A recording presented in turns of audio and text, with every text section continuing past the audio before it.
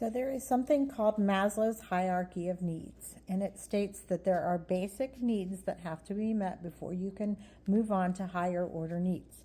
Some of those needs are basic, like sleep, food, shelter, and clothing. If those needs are not met, then you cannot advance.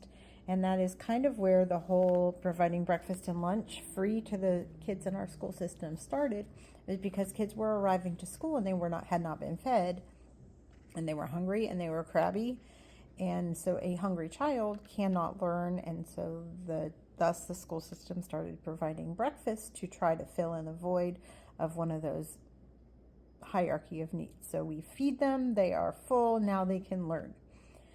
So today I'm going to speak on the hierarchy of need of sleep. I have a child in my class who is constantly tired, constantly arriving, pale, big bags under his eyes, tired throughout the day. Every chance he's trying to lay down to go to sleep. And I worry about him, and I have spent the year trying to mentor and educate and coach his mom as to the needs that he has for sleep. And, you know, when it first started happening, the first place I go to the parent is I ask, is something wrong at home? Has something changed at home? Did he sleep okay last night? And her initial answer to me is, yeah, he went to bed at his normal time between 10 and 11. This kid wakes up at like 6. We're in early school at 7:30, rides the bus. So he's only getting 7 hours of sleep.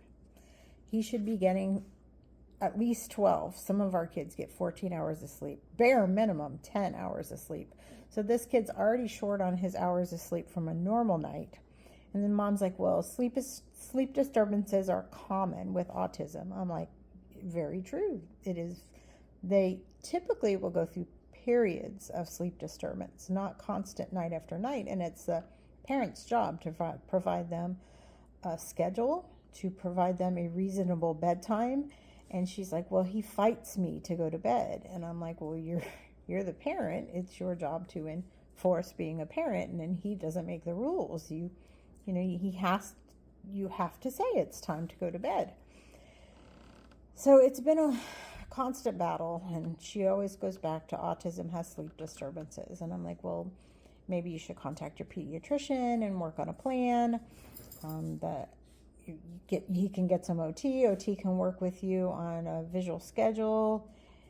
Even he has a behavior therapist. His behavior therapist can work on helping them establish a schedule and a routine. But I'm not making any progress with this child. He's one of the lowest level kids in my class, and like I said, he's not making progress. And essentially, I am a babysitting service for him. And he's a sweet little boy, so sweet. And I think that, yes, he probably is lower level, but he has room to grow too.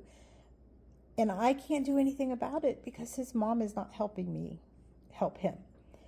So what I can stress to parents and caregivers, educators, therapists, advocates, whoever happens to be watching this, is we have to meet their basic needs first. If they are not sleeping, they're fighting to function. They're already at a disadvantage with having autism. Their whole little world looks different to them, and now they're short on sleep. And if you have patients that are struggling with this and they have sleep disturbances, work with a team. We're all here for the benefit of that child. I always make myself available to their doctors, to their therapists, to their family members. If you have questions, here's my phone number, here's my email address. How can we make this better for this child? And this child needs sleep, and the family is not helping me. So sometimes autism just needs sleep, and the day looks better.